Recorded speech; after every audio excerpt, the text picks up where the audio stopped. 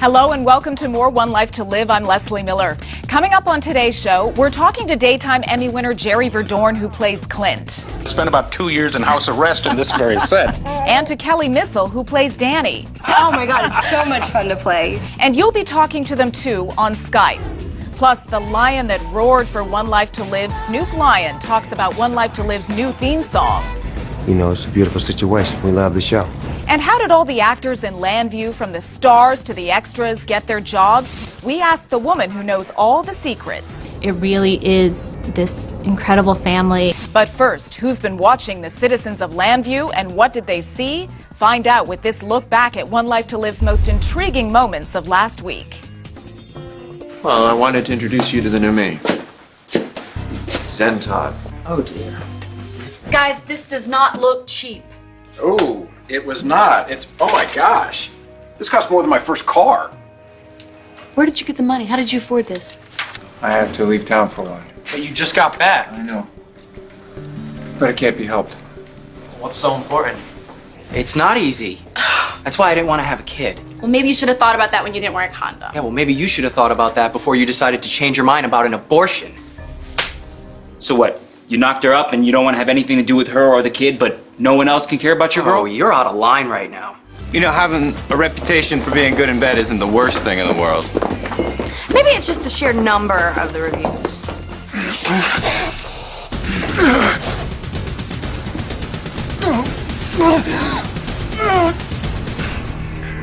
Whether you sing here or not, you won't be drinking here. Not until you're 21, okay? Did you catch that? Yes, ma'am.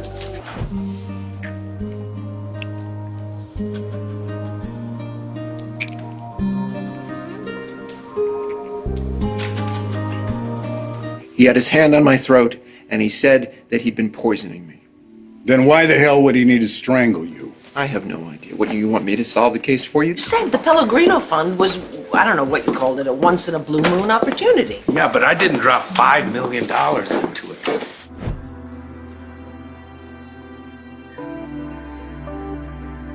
I think we're good, actually. Do you mind if I ask you several personal questions about your intimate personal life with you and your wife? No. My life is complicated enough as it is. I'll go with you right now and get the sample. There's no need. I have his handkerchief right here. Here, use this.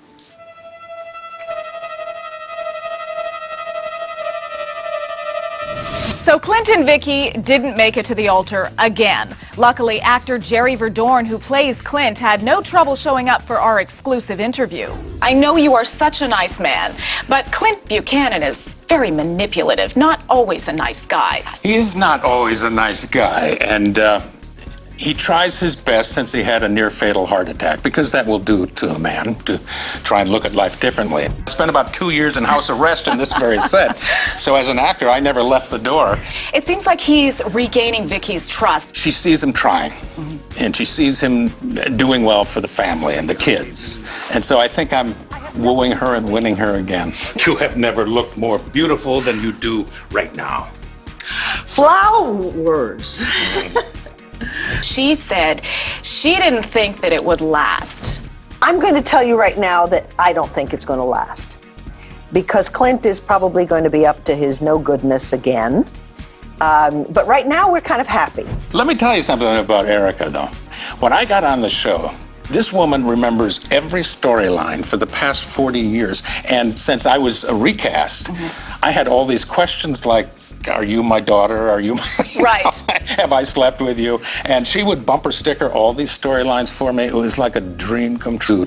Now, you are a soap icon. You've been on Guiding Light, and you were telling me you started on Ryan's Hope back in 1975? Yes, when I came to New York City, I had no children at the time, and my wife and I were fancy-free, and she was working, and I was looking for work, and it wasn't a contract part, but I believe my first episode was on Ryan's Hope, and I remember being a delivery boy. I was delivering flowers and being very, very nervous. And I shouldn't have been, because in those days they shot the show so slowly that you actually had rehearsal and rehearsal and rehearsal. We shot one episode in sequence per day, which sounds absolutely quaint now.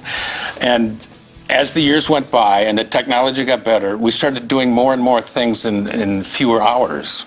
And then all of a sudden we quit doing just one episode a day. We did pieces of episodes a day. And like everything that was written for the set that we're in, we'd do it.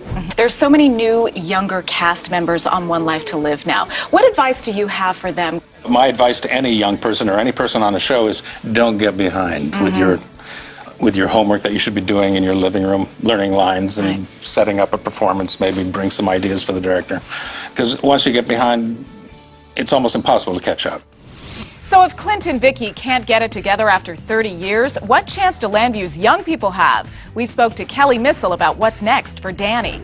I'm really enjoying watching your character, watching Danny Manning. You're a bit of a badass, actually. Yeah, she is a bit of a badass. You don't get along with your mother. You've already almost OD'd. Oh my gosh. Danny, oh my gosh.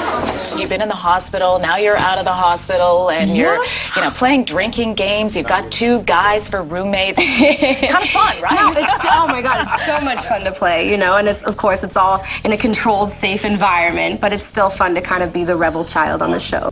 I like it. Oh, how about 2 shots if anyone says the words biological father? It's me. Yeah. Hey, girl. You just got out of the hospital. Maybe you should slow it down. You see kind of my character, which is this well-dressed, normal teenager, but she gets into some really dangerous, heavy stuff. Anyone can get into it, and you have to, you always think, oh, like, that won't be me, that won't be me. You have to take precautions. Okay. Precautions. What kind of advice have the veteran actors had for you as a new cast member? I mean, when I first came on the show, I worked with some of the best. I've worked with Florenzia Lozano and Cassie DePaiva and Trevor St. John and Roger Howarth. I mean, these people know everything there is to know about a soap.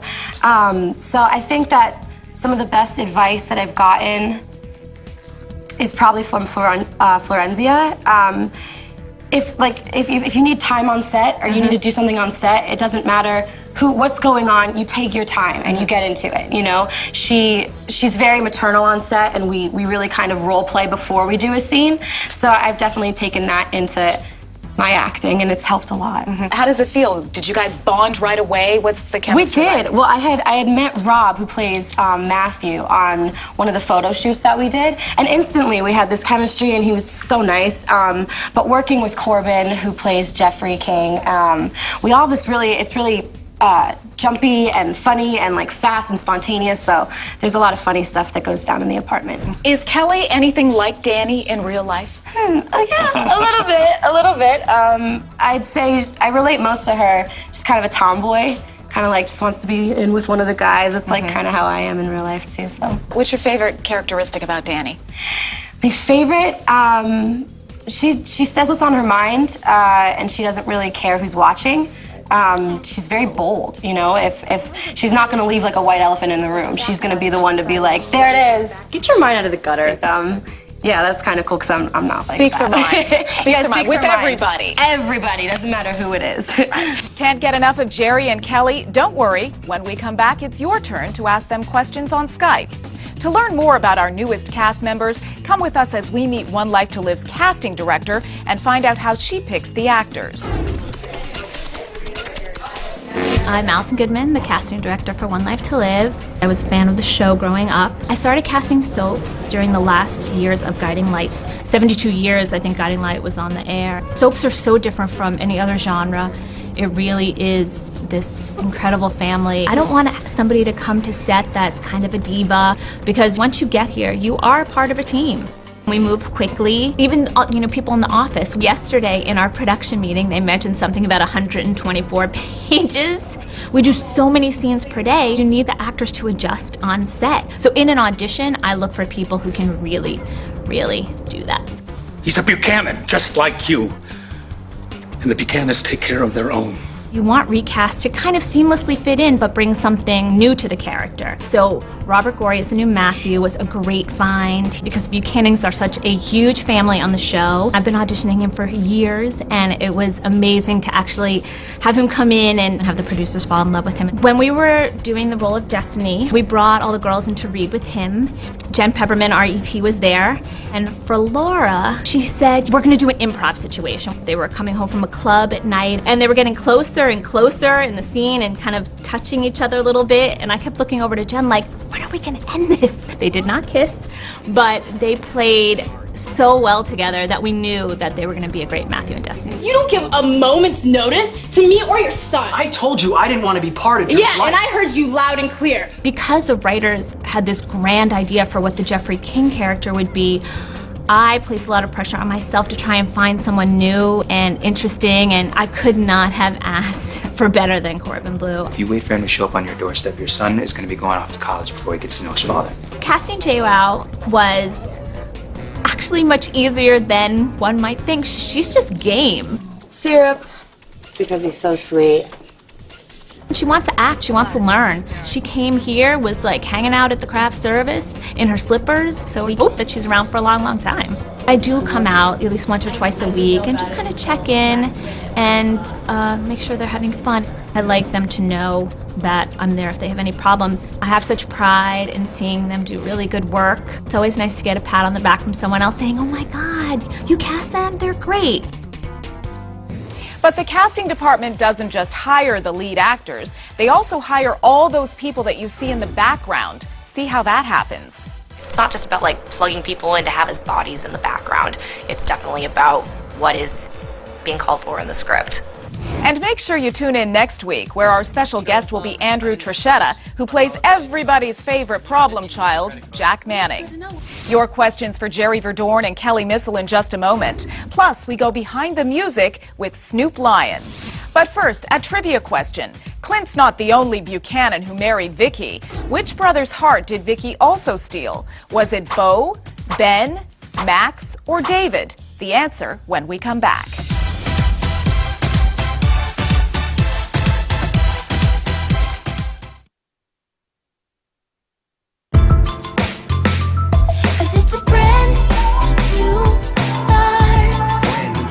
Before the break, we asked if you remember which brother's heart did Vicky also steal. Was it Bo, Ben, Max, or David? We gave you a pretty big clue right in the question. The other Buchanan brother who married Vicky was Ben, and when he died, his heart was transplanted into Vicky. Meanwhile, Erica Slezak, who plays Vicky, certainly stole the heart of Jerry VERDORN, who plays Clint. Jerry answers fan questions on Skype, plus more from Kelly. Joining us now is Joe from Newburgh, New York. Hi, Joe. Hi, how are you? How long have you been a One Life to Live fan? Probably since 2007. And how did you get into the show? My grandmother, she's been watching it since the 70s. It sounds such a familiar story because this is such a generational show. Joe, what is your question and who is it for? My question's for Jerry, who plays Clint Buchanan. Jerry, how is your relationship with Erica Slezak off the set when you're not taping the show? Oh, I love that question because she is one of my favorite people of all time. If something like this comes along, you have to grab it. And I was telling Leslie before that she was such a help when I came on the show. And you've been watching the show for a long time, so you know I'm a recast. The second Clint. So those are difficult things to do because when you get on the show, you suddenly find yourself in the middle of a Russian novel. They're so complicated. So I needed a lot of help, and Erica graciously gave it to me. Oh, that's awesome. Joe, you also have a question for Kelly Missile. What's your question? So my question for Kelly is, now that Danny has been partying all the time, how does it reflect how you are when you're off the set, the way you party? The way I part, It's complicated. You're telling me. fortunately, I can't relate to ever taking Oxycontin. So, no, I mean, doing the scenes and kind of researching into the drugs that she was taking and the danger that she was like skimping on, I definitely take more precaution at, like college parties and stuff. gotta be careful. Yeah. You're not playing drinking games with roommates. No, absolutely not, no. All right. Joe, thank you so much for your questions. We really appreciate it. Okay, you're welcome. Thank you. Thanks, Joe. Thank you, Joey. Have you ever noticed how crowded Shelter is? All those party goers in the background are called extras. They're also the cops at the police station and customers at the coffee shop. Come backstage with us to see how they ended up in Landview. Hey guys, welcome. I am casting assistant for One Life to Live. Looking for fun, energetic, nice people that just are wanting and willing to learn. Almost like taking a class. You get to sit there and learn everything from the actors, producers, writers. You're just kind of sitting back and taking in everything all at once. This set is great. Everyone is real pros here, and it's a pleasure to watch them work. You get to learn from them and learn not just how they actually act, but how they act on set and how they interact with all the other people doing jobs from big to small. Working on a soap opera is completely different than working on a movie. If you're a background extra in a movie, you could be one of 200 people in a scene, whereas working on a soap opera, you could be one of 10 people, and it could be something where you're part of the scene. Extras can sometimes have recurring parts. It's not something that's just a one-time thing and you're done and we never see you again. You can sometimes see the same people over and over again. It's like living in a town. One Life to Live, we have a lot more of a younger, hipper crowd, especially because we do a lot of things at Shelter. It's a brand new club.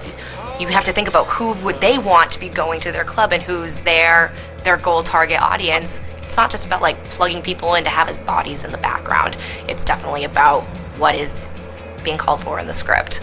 Extras get paid $115 for the day. The day entails anywhere from 8 in the morning, till lunchtime. It depends on the AM session that they're in. What's the biggest challenge for being an extra? For me, I'm not a morning person, so the 6 a.m. calls kills me. Yeah, tell me about it. As an actress, I actually was principal for like a year and a half on another soap. So for the first time, I'm actually doing extra work and seeing from every avenue what it takes to create the entire project. Basically, no lines, but you're creating the picture. Oh, that's so good for me right now. I'm learning more now about being on the set and set etiquette than I ever knew back when I was doing principal work. So it's been nice. You get to be on set for a day instead of working at a restaurant job or working at the bank or just whatever your normal everyday thing is. You kind of get to take a step out of reality and enter a fantasy. And here's another trivia question for you. Most people go to the movies to relax and have a good time. But what or whom did Danny get an eyeful of when she attended the premiere of David's first movie? Was it A, the boy with the chipmunk tattoo, B, her boyfriend in a compromising position, C, herself in a compromising position? The answer is next.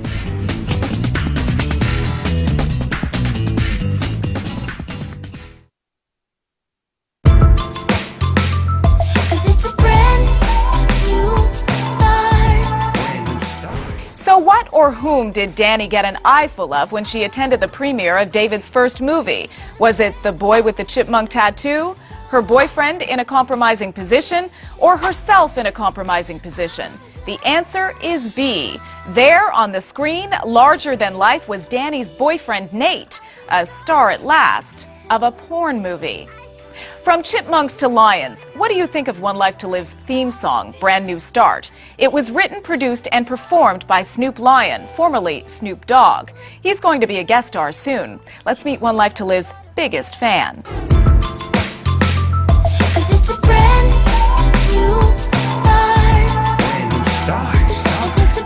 My artist Isa from Poland has the new theme song for One Life to Live, produced by myself and her. It's called Brand New Start.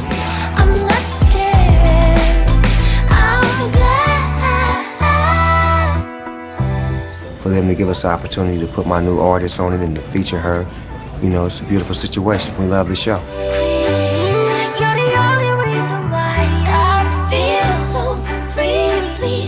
One Life to Live is a very important show to me, and I wanted to be a part of it in every facet, from the creating the music to actually being a part of it, on screen. One Life to Live is family to me. Whenever I come here, I feel right at home. You know, it's one of those situations where it's a television show that I feel like if I wasn't rapping, I'd probably be a part of this 7 days a week. After the break, get ready for some exclusive previews of what's coming up next on One Life to Live. Vicky, what's with you? You've had to fire people before. And how about one more trivia question for the road? Vicky and Dorian have a very long and complicated history. But how are they actually related? Are they A, sisters, B, cousins, C, aunt and niece, or D, stepmother and stepdaughter? The answer when we come back.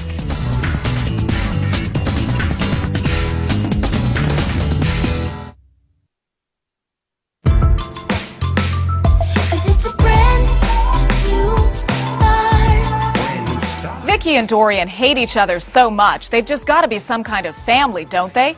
Before the break, we asked, how are they actually related? Are they sisters, cousins, aunt and niece, stepmother and stepdaughter? The answer is D. Dorian is Vicky's stepmother. She married Vicky's father, Victor, which is when things really went downhill.